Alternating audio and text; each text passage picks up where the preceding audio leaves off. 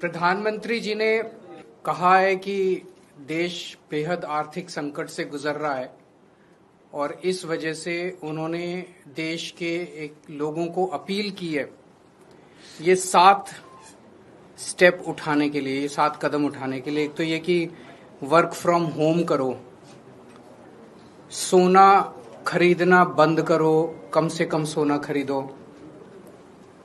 तीसरा, तेल की बचत करो, पेट्रोल डीजल की, पब्लिक ट्रांसपोर्ट इस्तेमाल करो। चौथा, फर्टिलाइजर्स का कम से कम इस्तेमाल करो, नेचुरल फार्मिंग करो। पांचवा, फॉरेन प्रोडक्ट्स कम से कम इस्तेमाल करो और फॉरेन एक्सचेंज बचाओ। छठा, कुकिंग ऑयल कम से कम इस्तेमाल करो।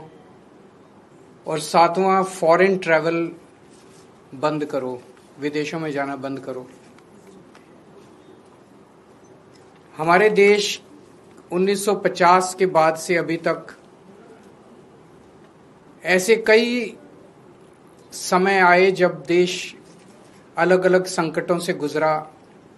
कभी अलग अलग देशों से युद्ध हुआ, चीन से, पाकिस्तान से, आर्थिक मंदी से भी गुजरा। लेकिन इतने कठोर कदम आज तक कभी किसी प्रधानमंत्री ने देशवासियों को लेने के लिए नहीं कहे।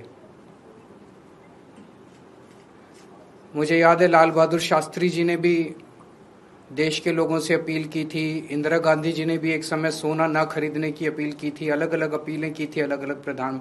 इतनी कठोर अपील, इतनी सारी 7 इतने बड़े कदम आज तक कभी किसी ने नहीं लिया। पूरा देश इस वक्त सदमे में है। तो मेरी 3 गुजारिश है प्रधानमंत्री जी से। एक तो ये कि अगर आपने इतने कठोर कदम उठाने के लिए कहा है तो इसका मतलब अर्थव्यवस्था का काफी ज्यादा बुरा हाल है और या आने वाले समय में और भी ज्यादा बुरा हाल होने का अंदेशा है। देश ये जानना चाहता है कि हम कहां खड़े हैं।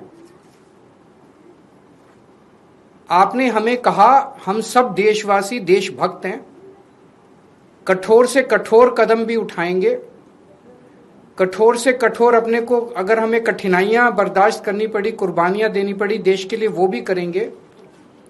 लेकिन पता तो चले कि ये कदम क्यों उठाए जा रहे हैं, पता तो चले कि अर्थव्यवस्था कहां खड़ी है। केवल आदेश भर दे देने से तो काम नहीं चलेगा ना। ये देश हम सब लोगों का है, ये देश हम 140 करोड़ लोगों का है। तो प्रधानमंत्री जी से मेरा पहला निवेदन है कि वो पूरा आज हमारी क्या स्थिति है, अर्थव्यवस्था की, इकोनॉमी की क्या स्थिति है और आने वाले समय में कुछ महीनों में या 1 साल में हमारी क्या स्थिति होने का अंदेशा है, इसके ऊपर सारी जानकारी देश के लोगों के साथ साझा करे।